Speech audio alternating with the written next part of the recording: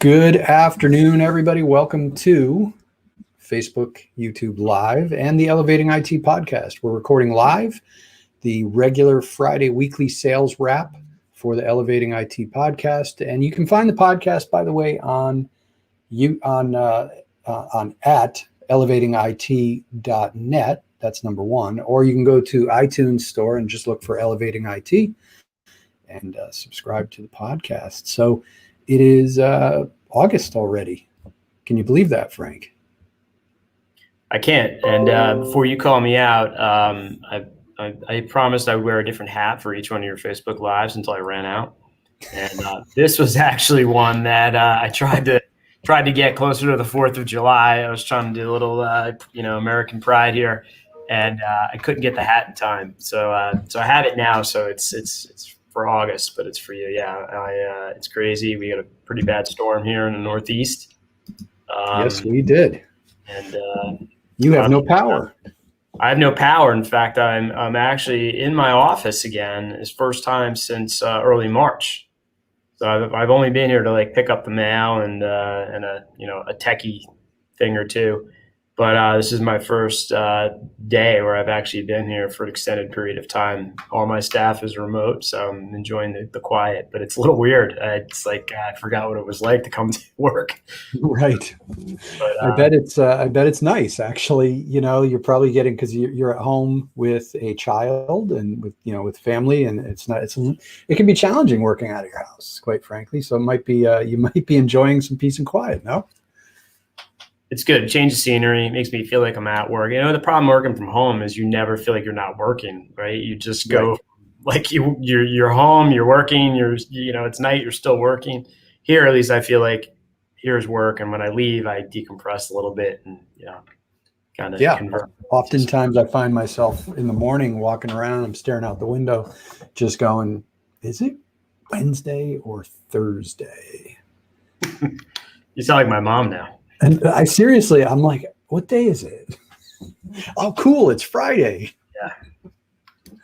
So anyway, Frank, we just wrapped up a great webinar with Datto again. We did the second part of the webinar. And if you're listening to the live here and you haven't checked it out, maybe I can put up a link here. Hang on a second. Let's see what the link is. I believe it's this. Stalling for time.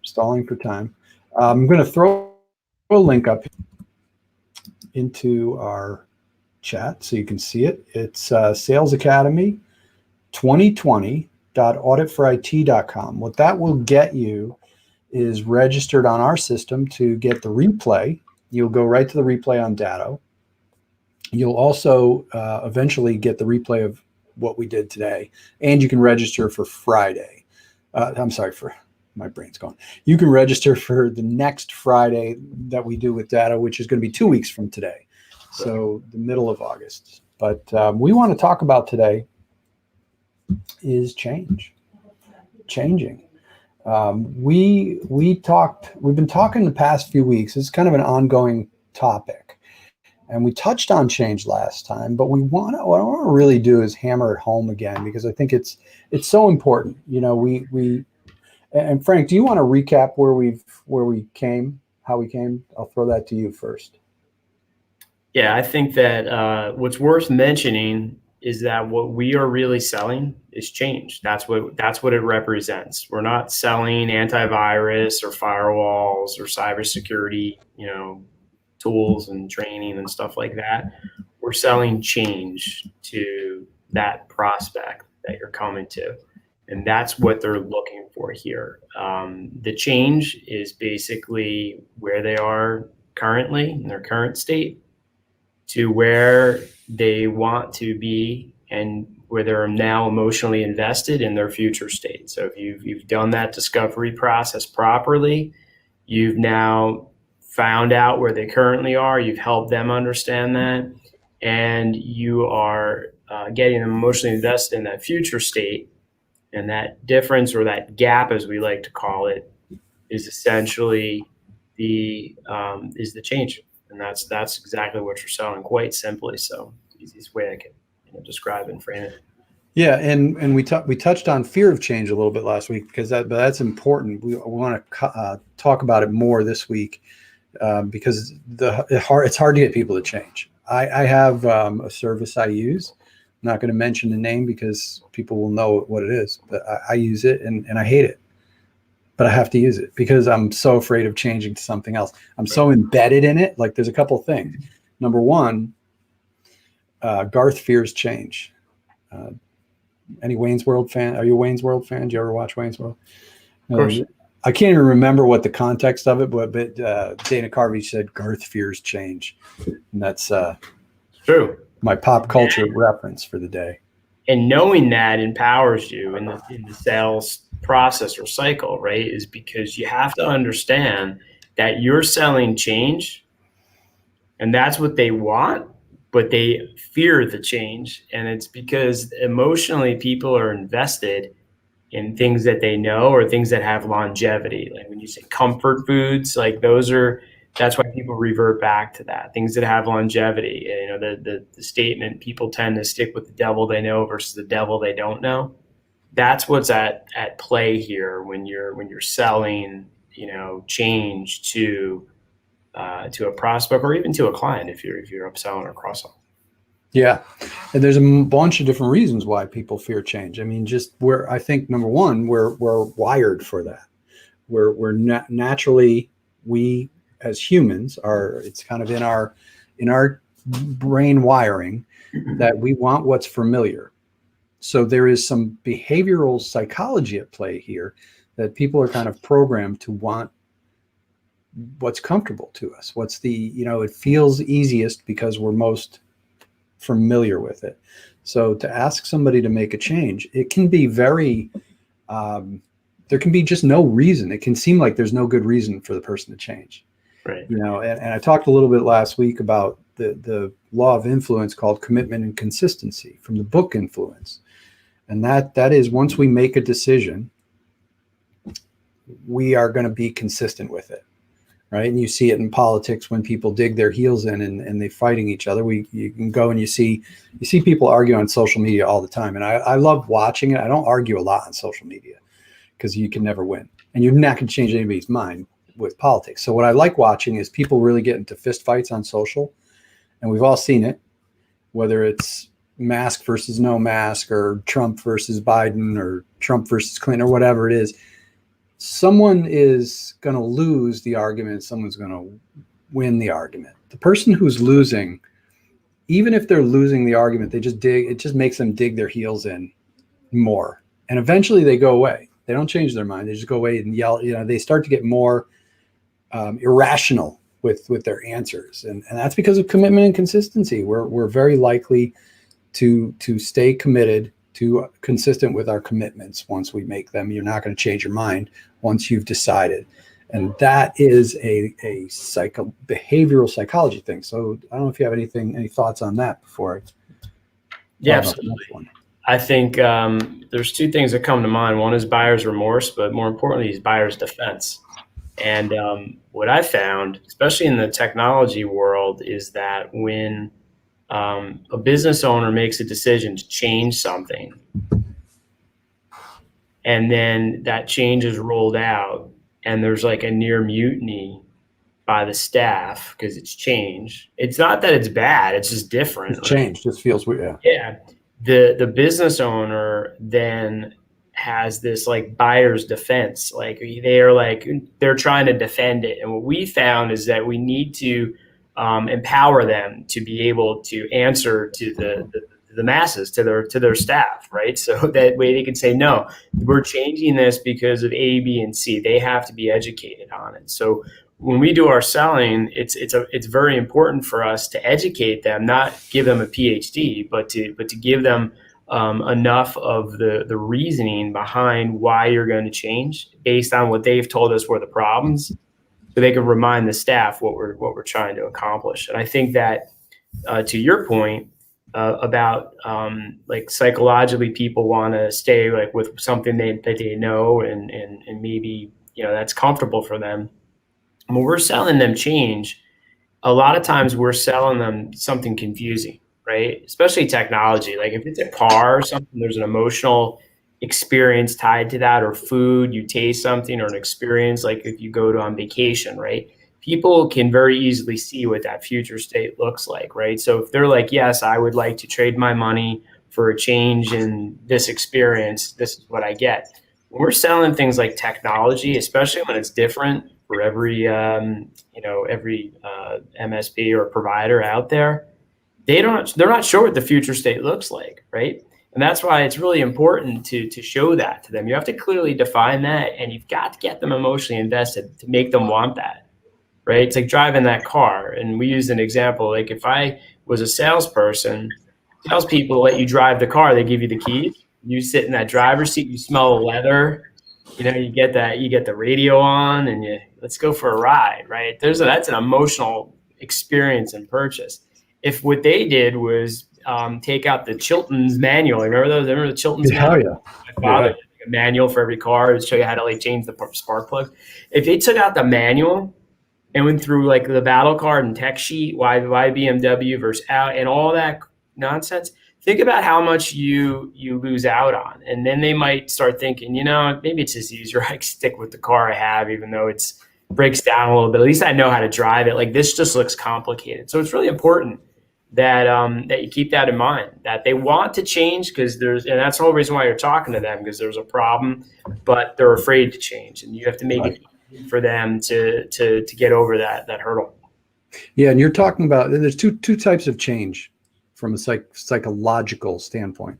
Is the rational change, the rational reason they fear change. The reasons there's two reasons they fear change: the rational reasons and the irrational reasons. I talked about the irrational reason. It's because we're wired that way. So you literally, as a salesperson, when you're prospecting and selling, you have to understand this, that you're not only trying to change the rational reason they don't want to do something, they're fearing change. You have to hit the irrational stuff, and the irrational is harder in some sense, but the rational is just as important. And you just got to that, which is what is this change going to cost me emotionally and physically?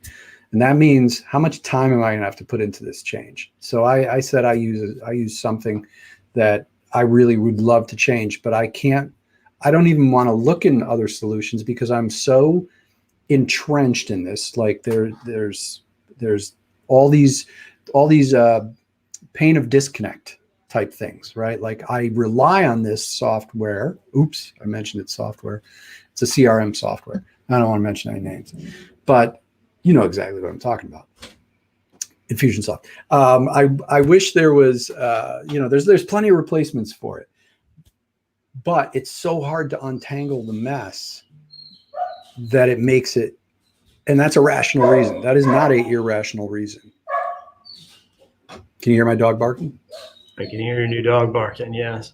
You should bring him on screen because I've not seen your new dog. I kind of want to see what we're doing. Oh, I'm not bringing him on screen. He is like really like going nuts right now. He's scratching at the door. He's not even at my door. He is all the way across the house. You can hear him. Yeah, we'll stay on topic then. Sorry, I was trying to throw you a hanging curve there. You're not taking that pitch, are you? No. Yeah, I think the emotional change is really important to embrace.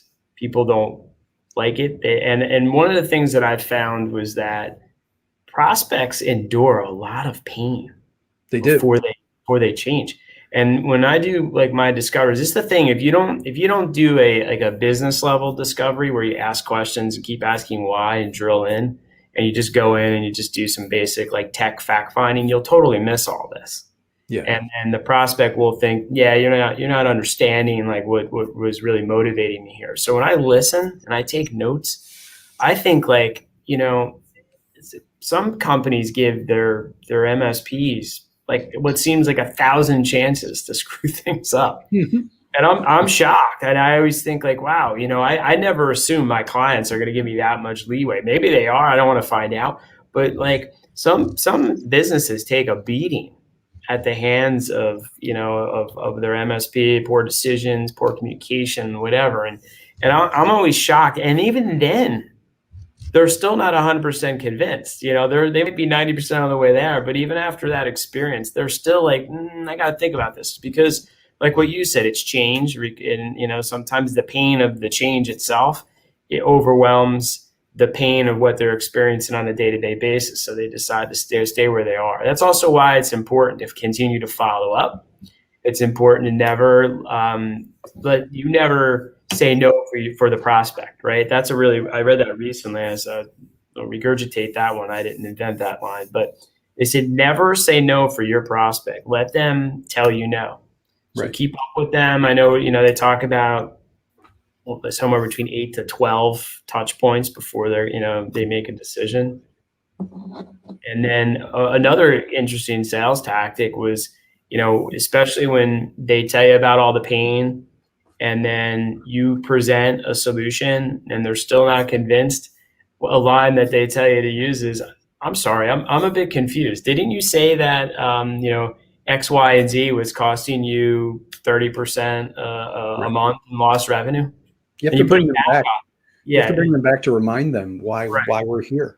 Exactly. And that's part of the discovery process. You're exactly right, because otherwise they revert back to just that innate desire to avoid the change when you have to remind them why they would change in the first place. Right. A lot of psychology in sales. It's interesting. You know, everybody thinks there's like these magic formulas and it's complex. It's just basic human psychology, isn't it? It is. But it's very simple, but it's very hard. And the process that you got to follow is simply, and again, you know, going back to it, just starts with good fact finding, and from a business perspective and a personal perspective, and uncovering and unearthing the real reason and the real pain they brought you in to make the change. And if you don't present it right, you know, you have to transition them to the point where the change is no longer as painful as staying there. And that's your job as a salesperson, is to transition them so that the change is now no big deal anymore. I don't care how hard it's going to be to change, the rational and the irrational, because the pain of keeping what you've got now becomes so much that you're ready to tackle that change. And our job as a sales professional is to do that. And we're going to talk more about that as the weeks progress, as we get into it and how to do that. But we wanted to set the table for this because this is a huge hurdle to overcome. And this is your job now, is to get them to not fear change anymore. And if you don't understand the pain and the problem. Yep. And to give a glimpse into, you know, what we'll talk about next week is you just use the word complicated, right? So we know that, you know, basically what you're selling is change, right? Change is emotional, and emotions are complicated. So therefore that change can be complicated. And we're going to delve into that a little bit more next week as we kind of explore this path. Right on. Yeah. And I just want to comment on something you said before, you know, that when do you stop following up? You were talking about the follow-ups. I had a trainer who once told me, because I asked him that, I said, when do you stop following up? When should I stop? He goes, when they buy or when they die. Yeah, it's true. And he was dead serious. And I was like, yeah, that makes sense. Yeah. I mean, I think that the worst thing is when they don't make a decision at all, right? I mean, I think that's what is the killer in sales, right? So you want to get them to say yes or no, and no is okay, because it you know, I mean, it's not as good as a yes, of course, but it's far better than I can't get this guy back on the phone, or I can't, you know, he won't show back up. Because if I get a no, I always thank them. And I go way above and beyond. Thanks so much for your opportunity to earn your business. I'm sorry we couldn't work together this time, but I certainly look forward to, you know, maybe in the future, connecting with you again. It's okay with you if I keep in touch? Oh yeah. Because I'm letting them off and then I drip market them. Right. And that's where the drip marketing and building your list and you know, it comes into play. And we get quite a bit of clients from that list. You know, they weren't quite ready. So I view it in that case. I wasn't able to show them that the change, again, that gap, sometimes the gap's not wide enough, right? So the value of your solution isn't enough to get them to move. Sometimes that gap has to widen, and many times when they do come back, what's the first thing they do? They tell you a story of the next thing that happened, right? Right. So they say, oh, this time we got ransomware. So like, they had already, I already had my notes and think I see all the bad things that happen. And then they lay on something else. And that was like the final straw. And if you stay in touch with them, I think, through drip marketing, and don't take no for no, not now, not no forever, right? No for now, not no forever. You have a good chance of getting them later. And, it's all part of the sales process. Yeah. Eventually, it's just, think of it like a boat. The people that are in a boat with holes in it, and they're plugging the holes because it's too painful for them to go buy a new boat. So they're plugging it. When that boat finally gets enough water in it, we're like, okay, we have no choice. We have to buy a new boat. Then they're coming for you. So you gotta keep following up. My another sales trainer of mine used to tell me, because I used to talk about that, like, I can't get them to change their mind. I can't get them to buy. And he goes, I used to say, like, you can lead a horse to water, but you can't make them drink. And he goes, yeah, but you know what you can do is you can put a lot of salt in their mouth, make them really, really thirsty. and what he was saying is you have to really hammer that pain and the problem and remind them of why they even thought about making that change. So I know we're beating that up. We got a good one for you next week. We're going to talk more about this stuff. So with that, I will release you back to the wild of powerless New Jersey, Frank. Yes, no power, no internet. So what I've decided is that it's worse to be without internet than without power. Yes. But if I didn't have power, then the internet wouldn't matter. So I have a generator. So here's the conundrum. I have a generator. I learned my lesson 8 years ago during Hurricane Sandy. And I bought a whole house generator. And since then, it's gone on, sporadically, a couple hours here and there. Nothing I could say, was a lifesaver. However, this storm, which was pretty quick was a Tuesday. Short storm, but very, very powerful. Yeah, and it didn't even look that bad. It was a little windy. My power went out. The generator kicked on. Felt pretty good about myself. A lot of my neighborhood, you hear all the generators humming along. Yeah. And the crushing blow is like 3 hours later, Comcast goes out. And there is no we don't have Verizon Fios in our development. It's buried utilities, I guess. For it's too hard for them to pull the fiber through or something. But I actually think it's not so much a line or a pull down as that there's Comcast has equipment upstream that requires some power, some kind of aggregation point. And when the power goes out, eventually they must have some battery backup, and that's so no internet. So I try to use my mobile. I'm in a spot where the cell phone service isn't great, and then every kid and parent in the region is now on their on Verizon LTE service. That's crushed. So I'm actually back in my office, first time since early March, and I have internet and power. So I guess I'll be working out of here with my face mask on. So with that said, Mike, it's time to end this call. Get the weekend started. Right on. See you later. Have a great weekend, everybody. Tune in again next week and check out the Elevating IT podcast over on iTunes, and enjoy your weekend. Take care, everybody.